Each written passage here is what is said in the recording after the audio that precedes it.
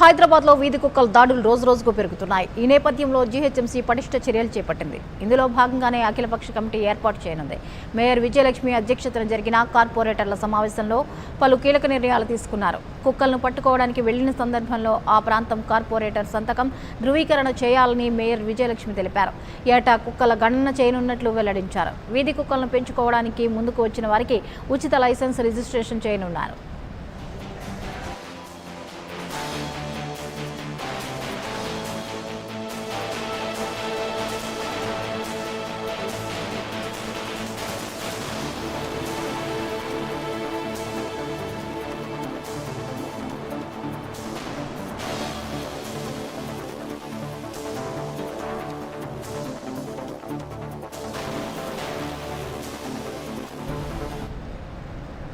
వీధి కుక్కల నియంత్రణకు స్టెరిలైజేషన్, వ్యాక్సినేషన్ కోసం ఇప్పటికే జీహెచ్ఎంసీ చర్యలు చేపట్టింది.